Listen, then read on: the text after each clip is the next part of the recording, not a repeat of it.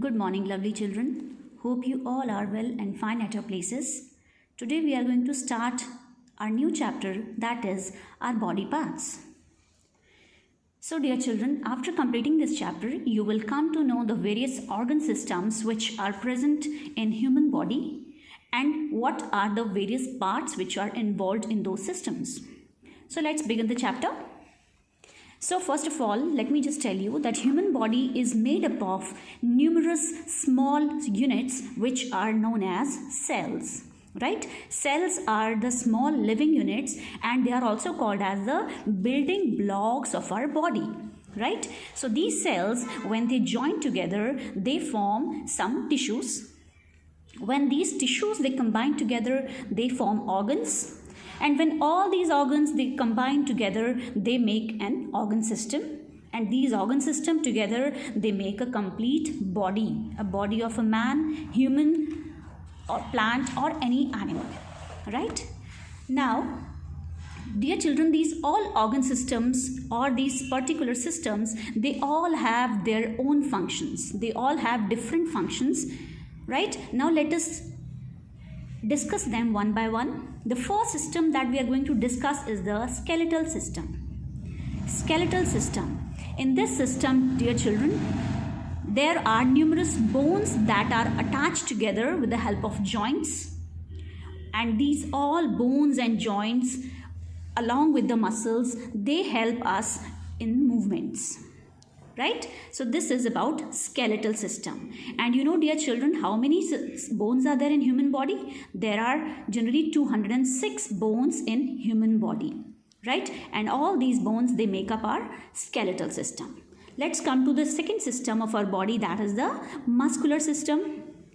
As the name tells, the muscular system is mainly comprised of the muscles which are present in our body. Right? See, here in this picture, the major muscles have been shown. The face muscles, arm muscles, leg muscles. Right? And all these muscles, they help the bones in proper movement.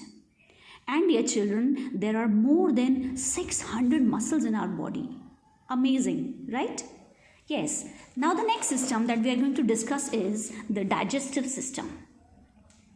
Digestive system. This system, it mainly, what is the function of the system? The main function of the system is to digest the food or the items that you eat, right? And dear children, this digestive system has various organs involved in it. See, there are 5 major organs which have been given in the book: mouth, the food pipe, stomach, intestines, and the anus. Mouth, it takes up all the food items into your body. Then the food pipe, along pipe-like structure, it takes the food items into the stomach, where the food is partially digested, half digested. And then after going to the stomach, the food, partially digested food, moves in this intestine, small intestine, where it gets completely digested, fully digested, right? And this large intestine, the outer area, it is generally involved in throwing out the waste from the body, right? So this is about the digestive system. Now let's come to the next system of the body, that is the breathing system.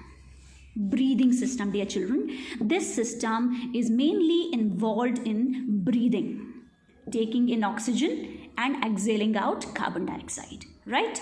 Like the digestive system, it also has various parts or various organs involved in it: nose, the windpipe, and the lungs. Nose. Nose takes up all the air rich in oxygen into your body, whereas the windpipe takes up that oxygen to the lungs, and the lungs, they pump up all the oxygen rich air into the blood and it supplies to the whole body, right? So this is the breathing system, dear children. Here in this picture, it's a very simple diagram of breathing system, right? Come to the next system, that is the nervous system. Nervous, right? Nervous means the system which is mainly involved in thinking, in learning, in memories, right? So this system, it comprised of the brain, the spinal cord, and the nerves, right? See, the brain, spinal cord, and the nerves. The brain is the part that is mainly involved in thinking, in intelligence, in memory keeping, right? The spinal cord, this elongated part, it helps to carry on the messages from the whole body to the various parts, right? Whereas the nerves, see, the network of these thread-like structures, these all are the nerves which are present all over your body, right? These all nerves, they carry out various messages of the body to our brain, right? So this is about nervous system. Okay, next we have the circulatory system, children. Circulatory system.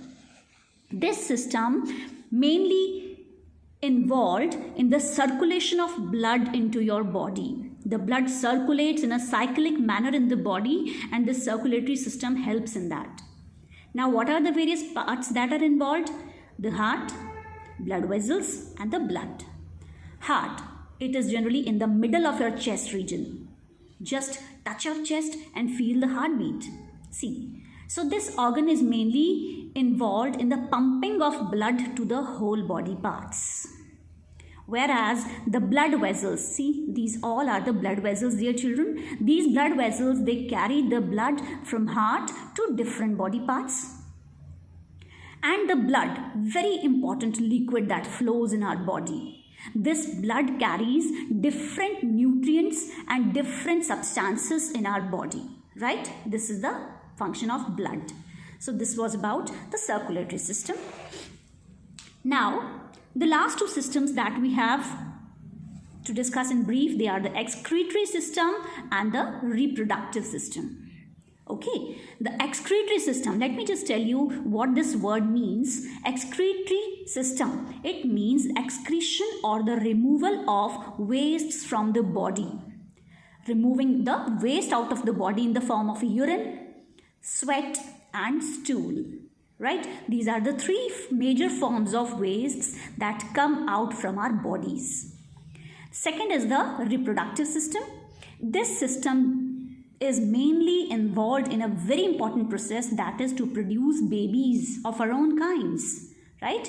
So all these systems are quite important for human survival. Now, how we can keep them fit and healthy? Right? You can keep them fit and healthy by doing regular exercises.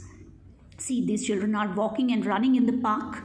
Likewise, you can also do some outdoor activities like walking, running, jogging, swimming and playing.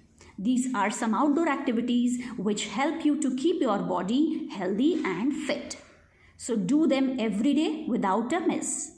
I hope you liked the video. Do watch it again. Thank you. Bye-bye.